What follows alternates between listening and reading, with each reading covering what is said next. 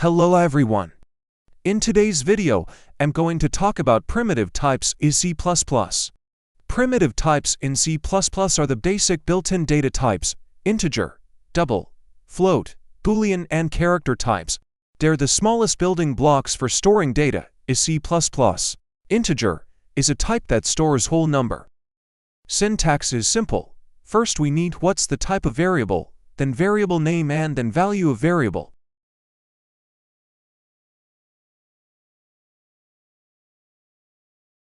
Okay, so type of variable is int in this example. Name, let's say num, and value of 10. If we try to print this will give us 10. We can use curly braces for initialization. It is called brace initialization and it is safer than equals. Let's create second variable, named num2, and initialize it to 5. We can print some of them by using plus symbol. It gave us 15, as we expected. But it looks little bit complicated, so we can create variable that stores some of them. We can create some variable and don't initialize it. But if we try to print it, it will print garbage value. But we can initialize it after. And when we run, this will give us 15. Also we can see what is maximum number that integer can hold. For this we must include C limits in header, and after that we will write max value equals to int max, then print that. We can see what is minimum too. Let's see size of integer. Double stores decimal numbers with high precision. Let's print this. As we can see it printed, but not entire number.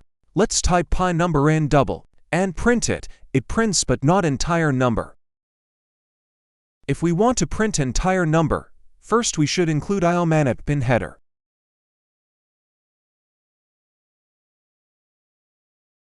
Second, write set precision function and inside parameters enter number that you want how much number after dot should be printed. In this example I write 50. That's more than I need. So when I run, this will fill up to 50 numbers after dot with random numbers. So if I don't want that to happen, I should write that number inside parameters how much is after dot. In this example 15.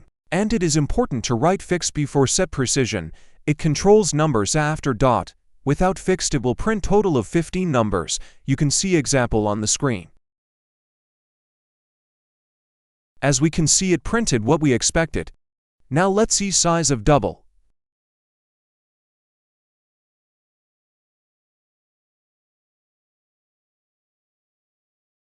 It's 8 bytes. We can also type scientific and print it.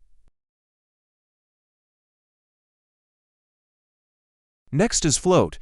Float is like double but with less precise.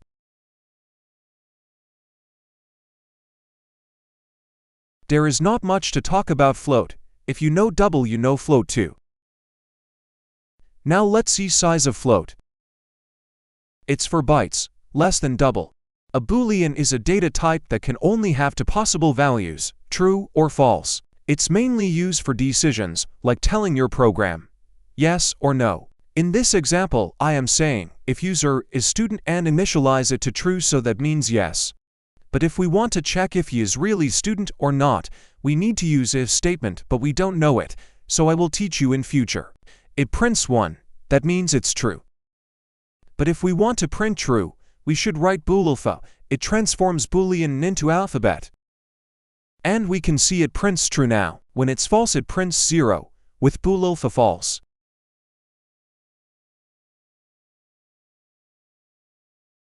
Let's create another example. Let's say bool is coding equals to true, and is sleeping equals to false. Print it. Now let's see size of Boolean. It is 1 byte, smallest. And last one, character type. It is type that stores only one character. Look at this example. I created character type C and initialize it to F, but it is error because it is in double quotes. It needs to be in single quotes.